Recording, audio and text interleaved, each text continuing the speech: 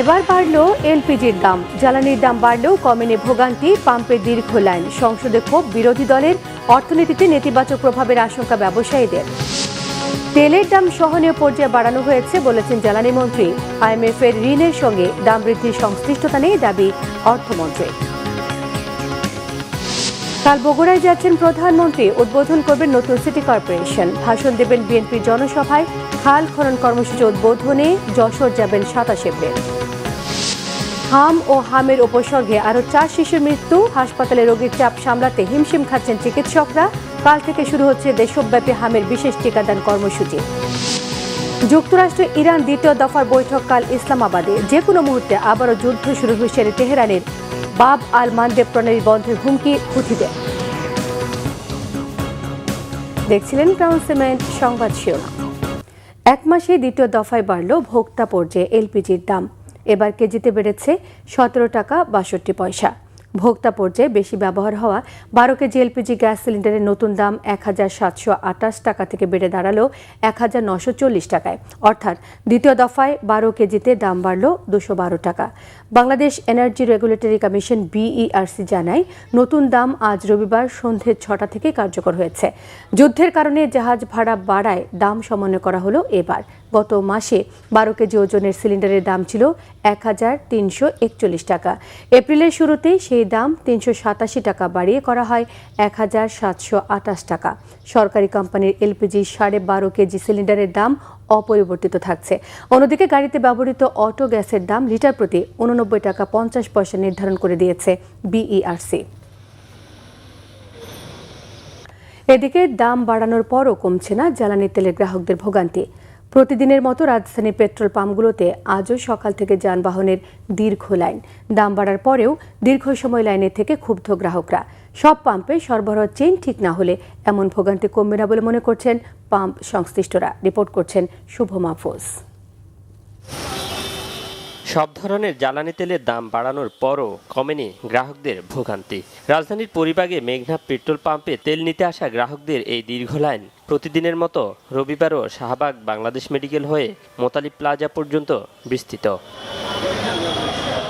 এই পাম্প থেকে তেল নিতে ভোর থেকে লাইনে দাঁড়িয়েছেন গ্রাহকরা। দীর্ঘ 6 থেকে 7 ঘন্টা অপেক্ষা করে তেল নিতে পারছেন ব্যক্তিগত গাড়ি চালকরা।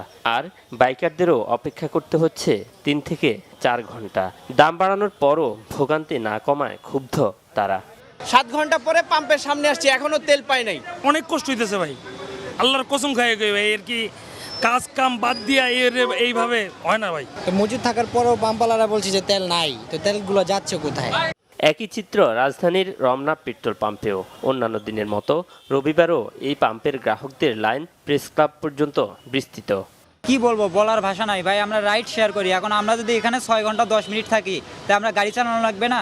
ভোর 4টা থেকে সিরিয়াল দিছি হাতিরপোল থেকে, দিতে দিতে এখানে এই এখন 1:15 আমি তেল পাইতেছি। 20 টাকা বাড়াই নিচ্ছে, তারপরও রাতে 3টা বাজে এসে সিরিয়াল দিচ্ছি। এটা তো যুক্তিসঙ্গত না। সব ধরনের জ্বালানি তেলের দাম বাড়ানোর কারণে নিত্যপণ্য সহ সবকিছুর দাম বাড়ার আতঙ্ক সবার মাঝে। দাম বাড়ানোর যে ব্যাপারটা, এটা আসলে one kind of pre plan মনে হয়। এমন একটা সময় দাম বাড়াইছে যে কেউ দাম বাড়ছে যে এটার দিকে কেউ নজর দিতে পারতেছে না, সবাই লাইনের পিছনে দৌড়াচ্ছে। আগেই তো চললে কষ্ট, এখন যদি তেলের দাম বাড়তে হয়ে যায় তাহলে আরো বেশি কষ্ট না, এটা তো আর বলাই লাগে না। তেলের দাম বাড়া মানে নিত্যপণ্য যা আছে সবই দাম বাড়বে, পরিবহন খরচ বাড়বে, সব কিছু বাড়বে, আমরা ভুক্তভোগী। সব পাম্পে সমানভাবে তেল সরবরাহ না বাড়ালে এই সংকট কাটবে না বলে মনে করেন পেট্রোল পাম্প ওনার্স অ্যাসোসিয়েশনের প্রেসিডেন্ট। 140 টাকা 200 টাকা করে দেখেন, এই লাইন কমে না। এটা চ্যালেঞ্জ দিয়ে বললাম আমি, কমবে না লাইন। আপনাকে সরবরাহটা ঠিক করতে হবে, নর্মাল করতে হবে, আপনাকে সাপ্লাই চেইন নর্মাল করতে হবে। আপনি আমাদেরকে করে দিয়েছেন রেশনিং, পাবলিকের জন্য তো রেশনিং করলেন না। আরে ভাই, শ্রীলঙ্কার মধ্যে একটা মোটরসাইকেলের সপ্তাহে 8 লিটার, একটা প্রাইভেট কারের জন্য 20 লিটার। আপনি ওরকম কিছু করেন না। আমি বলি না আপনি 8 লিটার করেন, যার প্রয়োজনটা কতটুকু আপনি নির্ধারণ করেন। সরকার অনেক রকম সংস্থা আছে, তারা দেখুক তার কত লাগে, এটুকু নির্ধারণ করে দেন। কেউ যেন ভাই নিতে না পারে, এর চেয়ে বেশি নিতে না পারে। আপনি ওগুলি করতেছেন না, পাম্প মালিকরা চাপা দিচ্ছেন পাবলিকের উপরে। সরকার নির্ধারিত নতুন দরে এখন থেকে প্রতি লিটার অকটেন 140 টাকা, পেট্রোল 135 টাকা, ডিজেল 115 এবং কেরোসিন বিক্রি হচ্ছে 130 টাকা। শুভ মাহফুজ, বাংলা ভিশন, ঢাকা। অন্যদিকে জ্বালানি তেলের সংকট এবং মূল্যবৃদ্ধি নিয়ে সংসদে ক্ষোভ জানিয়েছেন বিরোধী দল এবং স্বতন্ত্র সংসদ সদস্যরা। সরকার তেলের মজুদ নিয়ে জনগণের সঙ্গে মিথ্যাচার করছে বলে অভিযোগ করেন স্বতন্ত্র সংসদ সদস্য রুমিন ফারহানা। জ্বালানি ইস্যুতে জনবিস্ফোরণ হলে বর্তমান সরকার দায়ী থাকবে বলে হুঁশিয়ার করেছেন বিরোধী দলের এমপিরা। যদিও জ্বালানি মন্ত্রী ইকবাল হাসান মাহমুদ সংসদকে জানিয়েছেন অবৈধ ব্যবসায়ীদের কারসাজি এবং মজুদের কারণেই সংকট বাড়ছে। রিপোর্ট করছেন জিয়াউল হক সবুজ।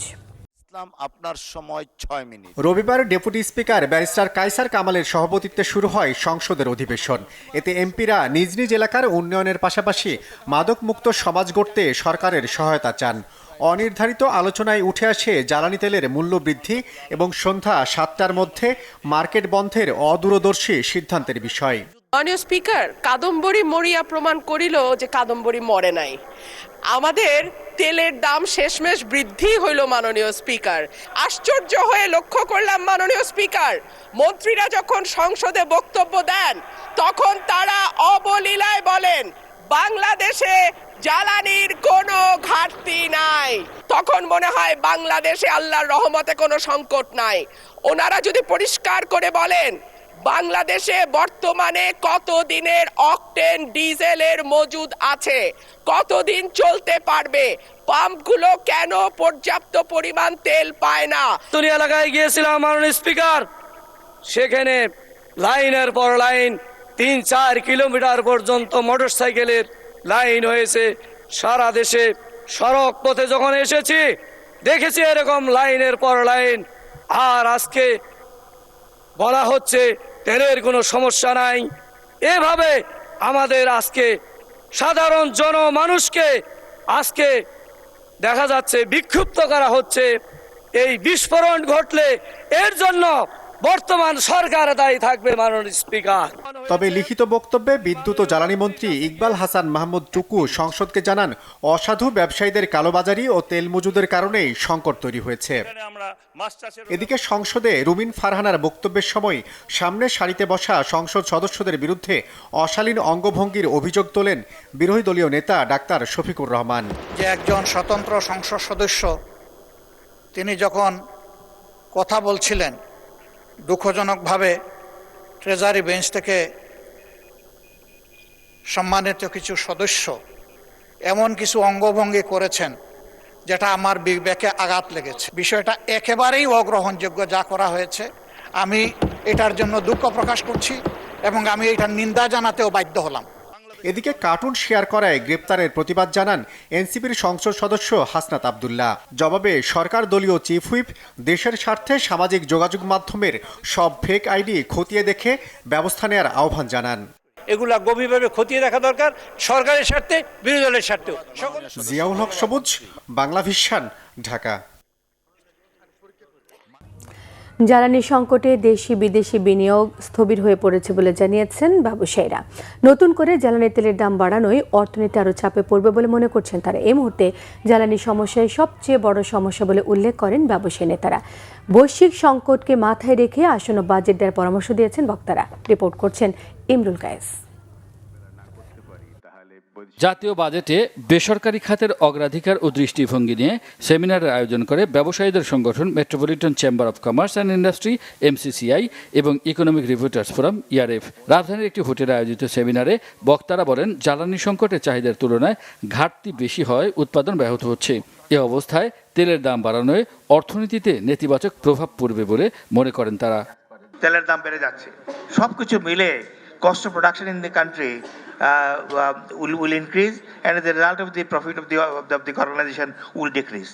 কেমন এই সিচুয়েশনের মধ্যে এক্সপোর্ট যদি যারা চেষ্টা করবে করার জন্য, সেখানে 1% যদি ডিডাকশন করে নিয়ে নেয়, তাহলে কিন্তু এটাই হলো ফাইনাল ট্যাক্স বন্ধ হবে, তাহলে কিন্তু একটা বড় ইনজাস্টিস হবে। বিনিয়োগের স্থবিরতা আছে, আর্থিক খাতের দুর্বলতা আছে, তবে এই যে ক্রাইসিস অফ দি এনার্জি আমি মনে করি এটাই সবচেয়ে বড় সমস্যা, এবং এটাকেই আমাদের প্রায়োরিটি ধরে কিভাবে আমরা এটাকে মোকাবেলা করব, বিশেষ করে বৈশ্বিক যে পরিস্থিতি হয়েছে মধ্যপ্রাচ্যের যুদ্ধের কারণে, সেটা আমাদের দেখা উচিত। চ্যালেঞ্জ মোকাবেলায় আসন্ন বাজেটে বিনিয়োগ বাড়ানোর উপর জোর দেন সেমিনারের বক্তারা। যেই কারণে এই ট্যাক্স নেট বাড়ানো যাচ্ছে না, NBR এর ফরমার চেয়ারম্যান আমাদের সাথে আছে, আমি sure he will not disagree with me if I say that he is probably poorer than the thousands of inspectors that NBR employs.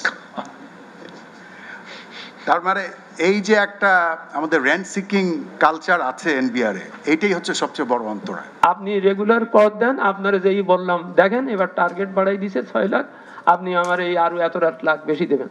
আমার ব্যবসায়ী হয়নি, আমার নাই কিচ্ছু, আমি কেন এই অতিরিক্ত কর দিতে যাব? এই যে অতিরিক্তটা চাপ সৃষ্টি করা যারা এক্সিস্টিং দিচ্ছেন, এটা শিফট হবে যদি আপনি এনবিআর কে দায়িত্ব ভিতরে আনতে পারেন যে আপনি কোথায় কিভাবে হিসেব করে এই যে বললেন 6 লাখ 5 লাখের জায়গায় 6 লাখ করবেন, সেটা আপনি লিস্টটা দেন। রাজস্ব আয় বাড়াতে কর বৃদ্ধি না করে এর আওতা বাড়ানোর পরামর্শ দেন ব্যবসায়ীরা। ইমরুল কায়েস, বাংলাভিশন, ঢাকা। বিদ্যুৎ, জ্বালানি ও খনিজ সম্পদ মন্ত্রী ইকবাল হাসান মাহমুদ বলেছেন, মধ্যপ্রাচ্যে যুদ্ধ পরিস্থিতির কারণে জ্বালানি তেলের দাম বাড়াতে বাধ্য হয়েছে সরকার। জনগণের কথা চিন্তা করে সীমিত আকারে দাম সমন্বয় করা হয়েছে যাতে চাপটা সহনীয় পর্যায়ে থাকে। এদিকে অর্থমন্ত্রী আমির খসরু মাহমুদ চৌধুরী বলেছেন, তহবিলের ওপর চাপ আসাতে সরকার দাম বাড়িয়েছে। IMF ঋণের সঙ্গে জ্বালানির দাম বাড়ানোর কোনো সংশ্লিষ্টতা নেই বলেও জানিয়েছেন আমির খসরু মাহমুদ চৌধুরী। রিপোর্ট করছেন আহমেদ সরওয়ার। মধ্যপ্রাচ্য সংকটে জ্বালানি তেলের বাজারে বড় ধরনের অস্থিরতা দেখা দিয়েছে। দেশের সর্বত্রই পেট্রোল পাম্পগুলোতে জ্বালানির জন্য লাইন দীর্ঘ থেকে দীর্ঘতরই হচ্ছে। এই অবস্থার মধ্যেই শনিবার রাতে জ্বালানির দাম বাড়ায় সরকার। দাম বাড়ানোর পর রবিবার সচিবালয়ে সাংবাদিকদের মুখোমুখি হন জ্বালানি মন্ত্রী ইকবাল হাসান মাহমুদ। বলেন, মধ্যপ্রাচ্য সংকটে সারা বিশ্বেই জ্বালানি তেলের বাজারে অস্থিরতা তৈরি হয়েছে। এর ফলে তেলের দাম প্রায় দ্বিগুণ হয়েছে। যুদ্ধ মানেই বিরূপ প্রভাব পড়া।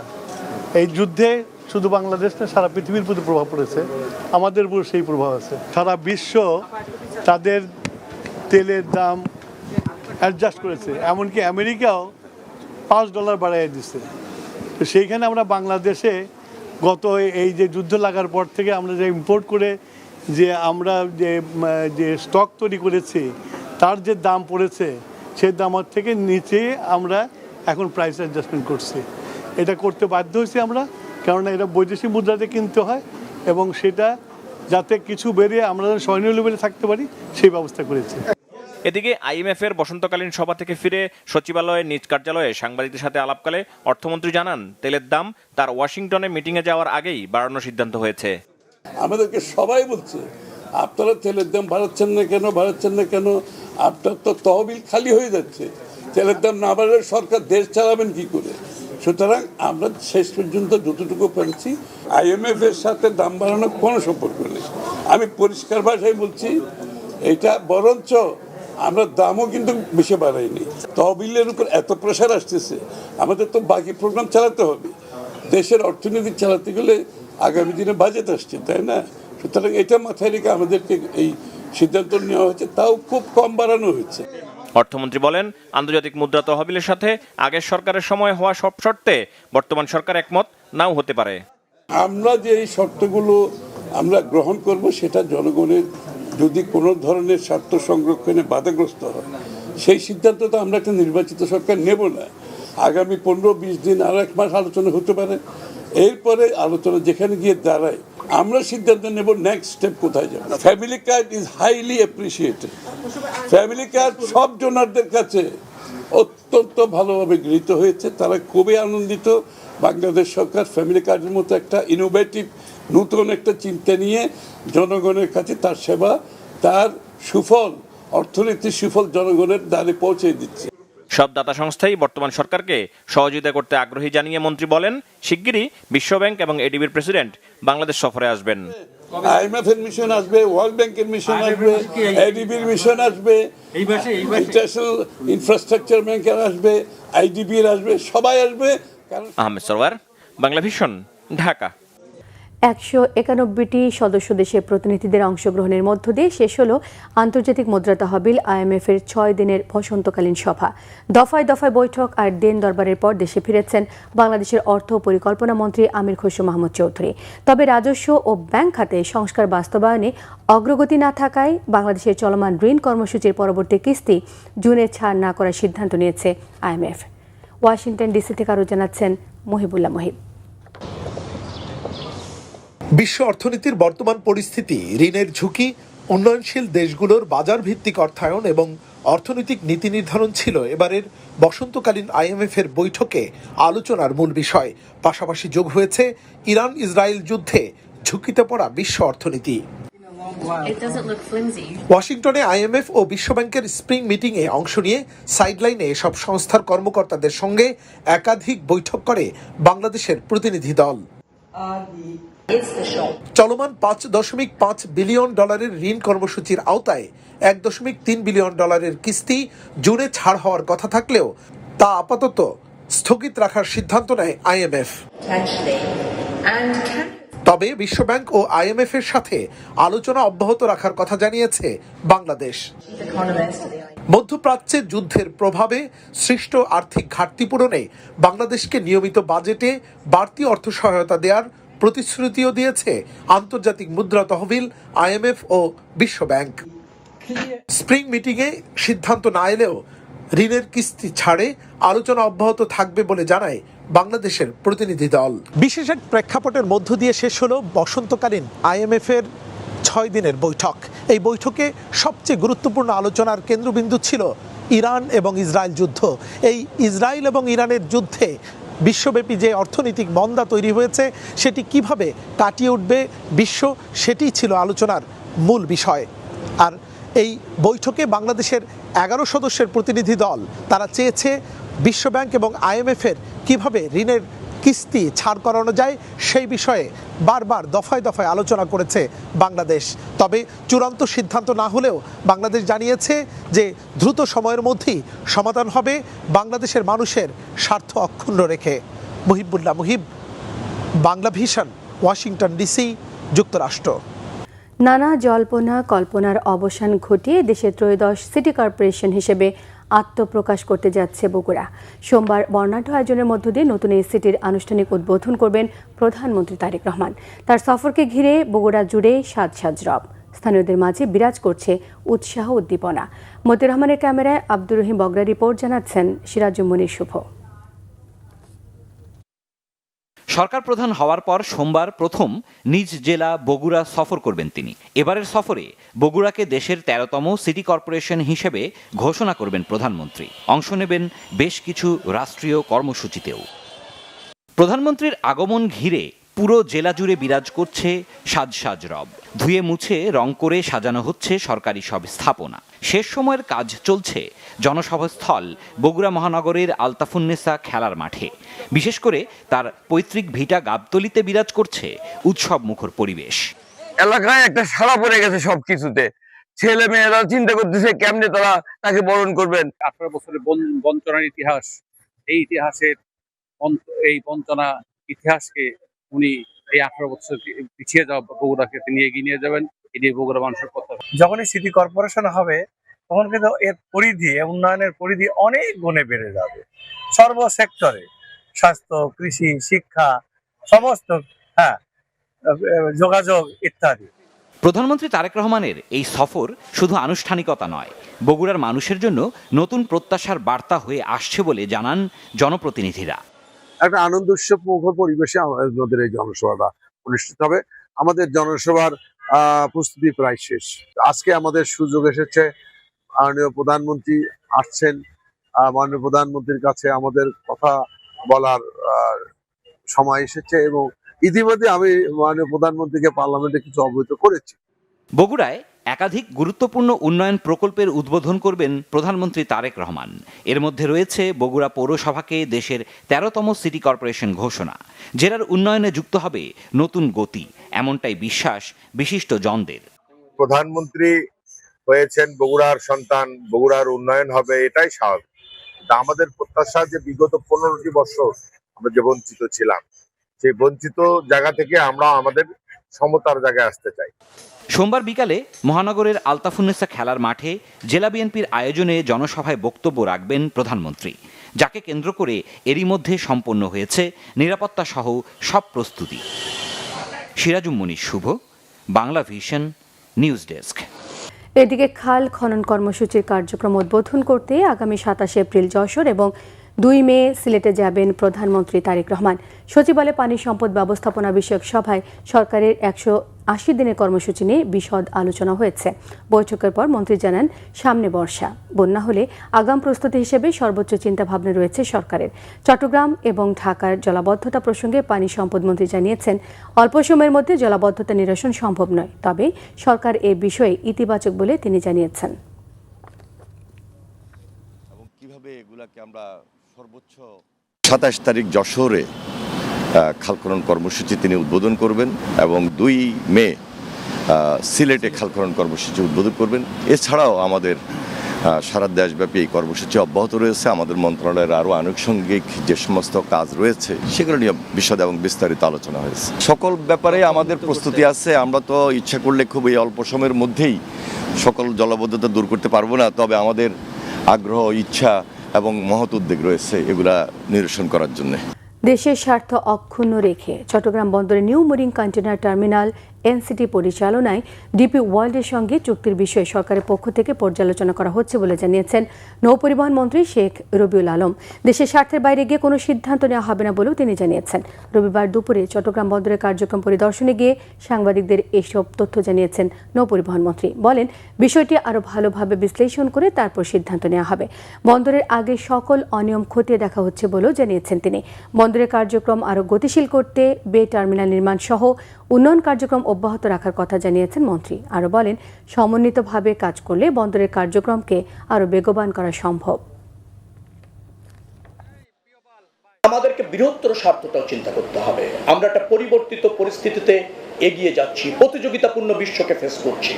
আমাদের সম্ভাবনা গুলিকে যদি কাজে লাগাতে চাই, ডেফিনেটলি অন্যদেরকেও যারা বিনিয়োগ করবে তাদের কিছু রাইট রয়েছে।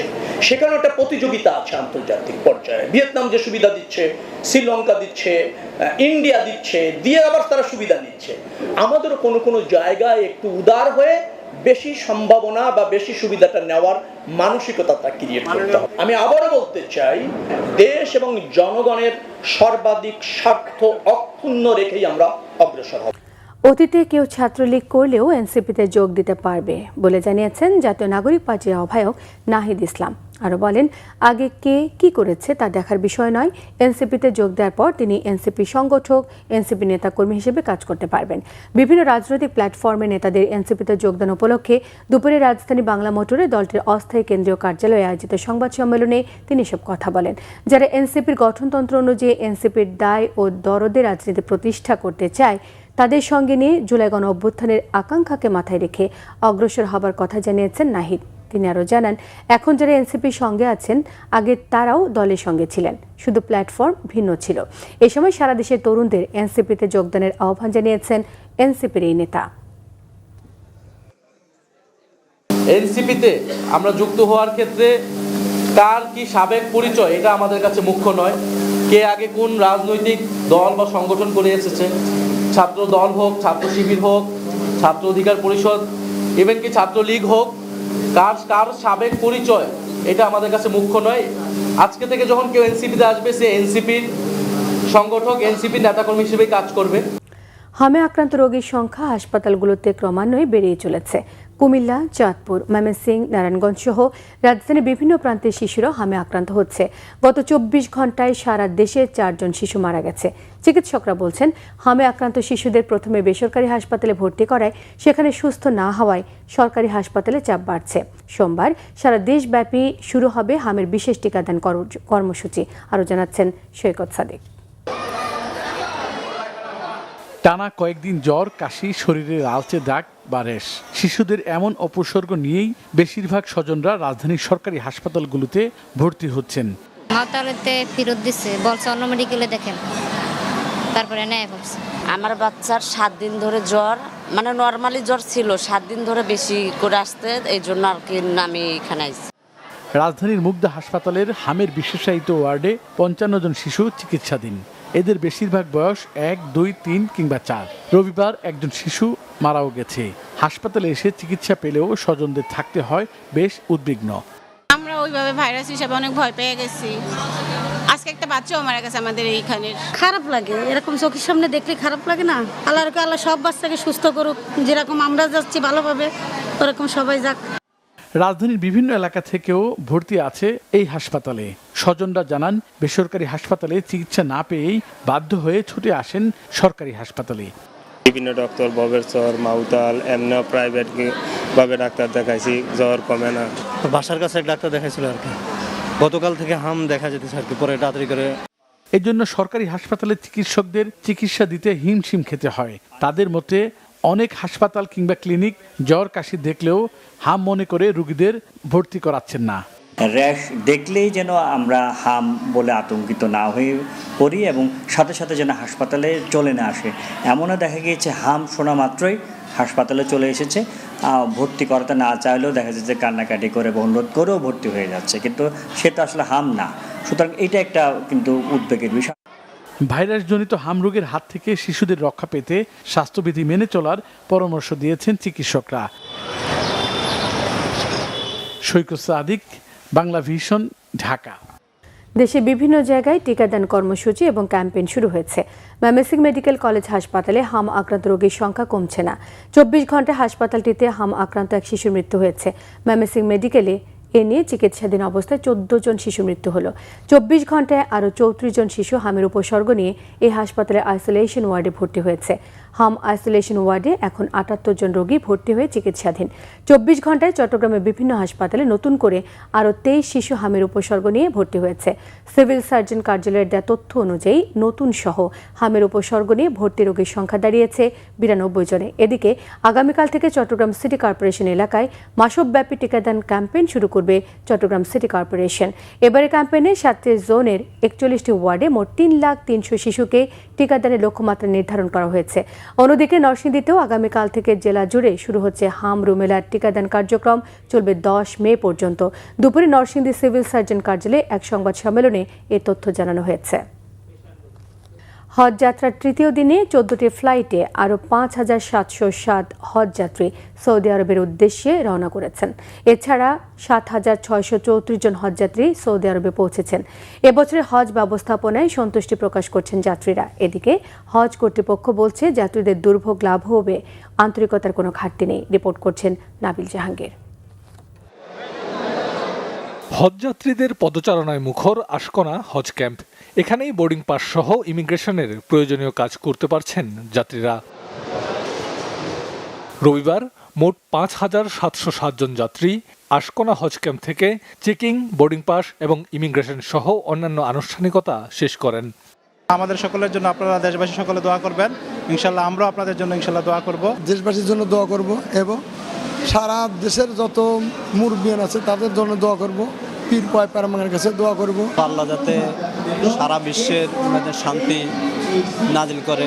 ইরান, আমেরিকা, ইসরায়েল না, সারা বিশ্ব থেকে যাতে এই যুদ্ধ বিগ্রহগুলো তুলে নেয়, আল্লাহ তাআলা যাতে সারা বিশ্বকে শান্তিময় করা যায়। দুশ্চিন্তা তো একটু হবে, হয়তো এখন যদি যুদ্ধ আরো দীর্ঘ সময় চলতে থাকে তখন তো সমস্যা হবে। এবছর হজের সার্বিক ব্যবস্থাপনা নিয়ে সন্তুষ্টির কথা জানিয়েছেন যাত্রীরা। 45 বার বাংলাদেশ থেকে নিচে আনছে এবং বারংবার প্রতি বছরে হজ এবং উমরার সফরে যাতায়াত করি, কিন্তু এই বছর যা মনে হচ্ছে অত্যন্ত সুন্দর এবং ভালো লাগছে। না কোনো ভোগান্তি নেই, ব্যবস্থাপনাও ভালো। আল্লাহ তাআলা যদি আমাদেরকে এখন গন্তব্য পর্যন্ত পৌঁছায় দেয়, এটাই আল্লাহর কাছে সবচেয়ে বড় পাওয়া। এদিকে কর্তৃপক্ষ বলছে যাত্রীদের ভোগান্তি লাঘবে আন্তরিকভাবে কাজ করছেন তারা। আমাদের হজ যাত্রীদের ভিসা সম্পন্ন হয়ে গেছে, টিকিট সংক্রান্ত কোনো জটিলতা নাই এবং সকল হজ যাত্রীর টিকিট এনশিওর করা হয়েছে। নির্ধারিত সময়ের মধ্যে সকল হজ যাত্রী তাদের টিকিট পেয়ে যাবে। সেবা এবং সন্তুষ্টিটা আমাদের মূল লক্ষ্য এবং সেই জায়গা থেকেই কিন্তু আমরা আসলে চেষ্টা করছি যে প্রতিনিয়ত যাতে হজ যাত্রীদেরকে মানসম্পন্ন খাবার দেওয়াটাও আসলে আমরা অঙ্গীকারবদ্ধ হয়। এবছর বাংলাদেশ থেকে হজের সুযোগ পেয়েছেন ৭৮,৫০০ জন। 21 মে পর্যন্ত চলবে হজ ফ্লাইট। নাবিল জাহাঙ্গীর, বাংলা ভিশন, ঢাকা। যুক্তরাষ্ট্র ইরান দ্বিতীয় দফা শান্তি আলোচনার আয়োজন পর্যবেক্ষণে পাকিস্তানের ইসলামাবাদ গেছে মার্কিন প্রতিনিধিদের অগ্রবর্তী দল। সোমবারের এই আলোচনার আগেও চলছে দুপক্ষের পাল্টাপাল্টি কৌশলী হুমকি। ইরানের প্রেসিডেন্ট মাসুদ পেজেশকিয়ান হুঁশিয়ার করে বলেছেন, ইরানের পারমাণবিক কর্মসূচিতে হস্তক্ষেপে কোনো অধিকারই নেই মার্কিন প্রেসিডেন্ট ডোনাল্ড ট্রাম্পের। এদিকে হরমুজ প্রণালীতে অবস্থান আরও সুদৃঢ় করেছে ইরান। সমর প্রস্তুতির তোড়জোড় বাড়িয়েছে মার্কিন বাহিনীও। এমত অবস্থায় যুক্তরাষ্ট্রকে চেপে ধরতে এবার বাব আল মানদেব প্রণালীও বন্ধের হুঁশিয়ারি দিয়েছে ইয়েমেনের হুথিরা। শহীদ আরাফাতের ডেস্ক রিপোর্ট। যুদ্ধ বন্ধের সমঝোতা নিয়ে জটিল টানাপোড়েনের মধ্যে এবার বুলেট নয়, যেন কামান দাগালেন ইরানের প্রেসিডেন্ট মাসুদ পেজিশকিয়ান। বলেছেন ট্রাম্প ইরানের পারমাণবিক অধিকার নিয়ে সিদ্ধান্ত নেয়ার কে। প্রশ্ন ছুড়ে ইরানের প্রেসিডেন্ট বলেন, কি অপরাধে একটি জাতির পারমাণবিক অধিকার কেড়ে নিতে চান ডোনাল্ড ট্রাম্প? যুক্তরাষ্ট্রের প্রেসিডেন্ট ট্রাম্প বলেছেন ইরানের পারমাণবিক কর্মসূচি চালিয়ে যাওয়ার অধিকার নেই, কিন্তু ইরানের অপরাধ কি সেটা নিয়ে কিছুই বললেন না। আমার প্রশ্ন, ট্রাম্প এ বিষয়ে সিদ্ধান্ত নেয়ার কে? উত্তরটা মার্কিন প্রেসিডেন্ট ডোনাল্ড ট্রাম্প দেননি বা দিতে পারেননি। রবিবার এক বৈঠকে এমন প্রশ্ন রাখার পর উত্তরটা ইরানের প্রেসিডেন্ট নিজেই দিয়ে দিলেন। স্পষ্ট বললেন, ইরান কোনো যুদ্ধ শুরু করেনি, কোনো দেশে আক্রমণও করেনি। আপনারা জানেন আমরা কোনো যুদ্ধ করিনি, এমনকি কারো ওপর আক্রমণও করিনি। ইসরায়েল ও যুক্তরাষ্ট্রের হামলা থেকে আত্মরক্ষা করেছি। ইরান তো কোনো জাতির অধিকারে হস্তক্ষেপ করে না, তাহলে কেন ইরানের অধিকার নিয়ে এত কথা বলে যুক্তরাষ্ট্র? ইতিহাসকে সাক্ষী রেখে ইরানের প্রেসিডেন্ট বলেন, মধ্যপ্রাচ্যের শান্তি ও স্থিতিশীলতা বজায় রাখতে ইরান জাতি প্রতিশ্রুতিবদ্ধ। কোনো দেশ যদি আইন ভেঙে থাকে, অন্যায়ভাবে যুদ্ধ শুরু করে থাকে, তবে তারা ইসরায়েল ও যুক্তরাষ্ট্র। শাস্তি হলে তাদের হওয়া উচিত। এদিকে মার্কিন নৌ অবরোধের জেরে রবিবারও হরমুজ প্রণালী দিয়ে জাহাজ চলাচল করতে দেয়নি ইরানের ইসলামিক বিপ্লবী গার্ড বাহিনী IRGC। এতে বতসোয়ানা এবং অ্যাঙ্গোলার পতাকাবাহী দুটি ট্যাঙ্কার গতিপথ পরিবর্তন করতে বাধ্য হয়। মার্কিন নৌ অবরোধকে মার্কিন প্রশাসনের বোকামি বলে মন্তব্য করেছেন ইরানের পার্লামেন্টের স্পিকার বাগির গালিবাফ। কেননা এতে হরমুজ প্রণালী আবারও পুরোপুরি বন্ধ করে দিয়েছে তেহরান। আর মার্কিন প্রেসিডেন্ট ট্রাম্প বলেছেন, হরমুজ প্রণালী নিয়ে ইরানের ব্ল্যাকমেইল মেনে নেওয়া হবে না। হরমুজ প্রণালীর পর ইয়েমেন উপকূলে অবস্থিত কৌশলগতভাবে গুরুত্বপূর্ণ বাব আল মানদেব প্রণালী বন্ধ করার হুঁশিয়ারি দিয়েছে হুতি বাহিনী। সামাজিক যোগাযোগ মাধ্যম এক্স হ্যান্ডেলে হুতি সরকারের সহকারী পররাষ্ট্রমন্ত্রী হোসেন আল এজি লিখেন, হুতি বাহিনী যদি বাব আল মানদেব বন্ধের সিদ্ধান্ত নেয়, তাহলে আসমান জমিনের কোনো শক্তি তা খুলতে পারবে না। এই পরিস্থিতিতে লোহিত সাগরের সামরিক প্রস্তুতি জোরদার করেছে মার্কিন প্রশাসন। এদিকে যুদ্ধবিরতি সত্ত্বেও দক্ষিণ লেবাননে হামলা অব্যাহত রেখেছে ইসরায়েল। নেতানিয়াহু প্রশাসন বলছে, যুদ্ধবিরতির অংশ হিসেবে তারা একটি ইয়েলো লাইন স্থাপন করেছে, আর সেটি অক্ষত রাখতেই টহল কার্যক্রম বহাল রেখেছে Israel. Shahid Arafat, Bangla Vision, news desk. 419 জন হজযাত্রী নিয়ে চট্টগ্রাম থেকে প্রথম হজ ফ্লাইট ছেড়ে গেছে আজ। রবিবার সন্ধ্যে 6:20 বিমান বাংলাদেশ এয়ারলাইন্সের BG135 ফ্লাইটটি হজযাত্রী নিয়ে জেদ্দার উদ্দেশ্যে শাহ আমানত আন্তর্জাতিক বিমানবন্দর ছেড়ে যায়। চট্টগ্রাম থেকে বিশেষ এই হজ ফ্লাইটের উদ্বোধন করেন পার্বত্য চট্টগ্রাম বিষয়ক প্রতিমন্ত্রী মীর মোহাম্মদ হেলাল উদ্দিন। চলতি বছর চট্টগ্রাম থেকে প্রায় 6,500 হজযাত্রী হজে যাবার জন্য নিবন্ধন করেছেন। 19 এপ্রিল থেকে 20 মে পর্যন্ত চট্টগ্রাম থেকে 16টি হজ ফ্লাইট ছেড়ে যাবে। এর মধ্যে 12টি ফ্লাইট চট্টগ্রাম থেকে হজযাত্রী নিয়ে সরাসরি জেদ্দা বিমানবন্দরে এবং 4টি ফ্লাইট সরাসরি মদিনায় যাবে।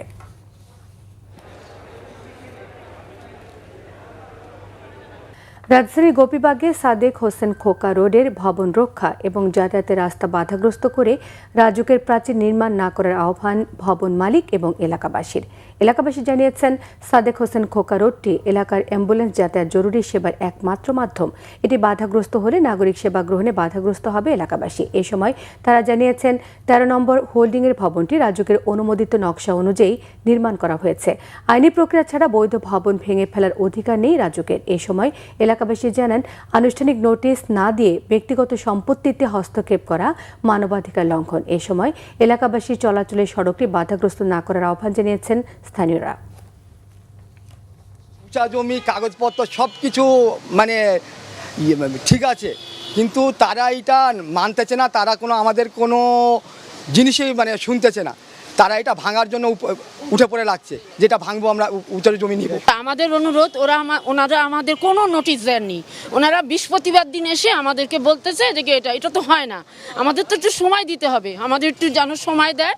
আর আমরা সময় দিলে আমরা রাজুকের অনুযায়ী কাজ যা বলবে ওই অনুযায়ী আমরা করব।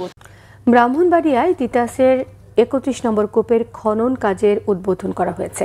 সকালে জেলা শহরে খনন কাজের উদ্বোধন করেন পেট্রো বাংলার পরিচালক AKM মিজানুর রহমান এবং BGFCL এর ব্যবস্থাপনা পরিচালক প্রকৌশলী মোহাম্মদ আব্দুল জলিল প্রামাণিক।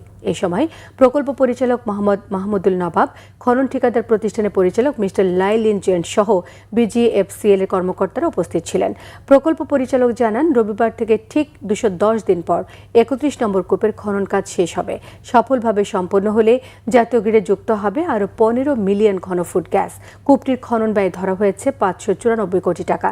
কূপটির খনন গভীরতা 5600 মিটার, যা দেশের ইতিহাসে গভীরতম কূপ।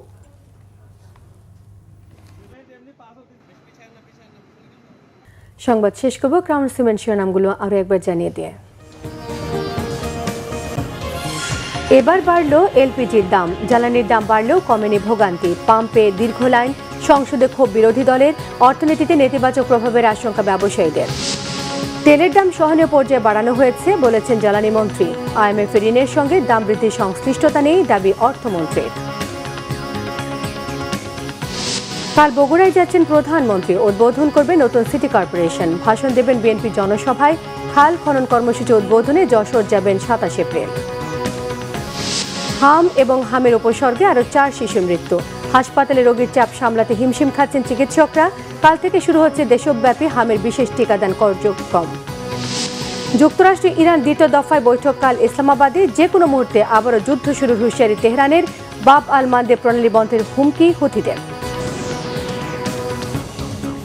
এই ছিল এখনকার মতো। পরের সংবাদ রাত 10:30টায়। 9টায় রয়েছে নিউজ 20 দেখার আমন্ত্রণ রইল। এছাড়া বাংলাভিশন সংবাদ ও সংবাদ সংশ্লিষ্ট অনুষ্ঠান দেখতে ভিজিট করুন www.bbnews24.com, facebook.com/banglavisionnews, সাবস্ক্রাইব করুন youtube.com/banglavisionnews। সঙ্গে থাকায় সবাইকে ধন্যবাদ।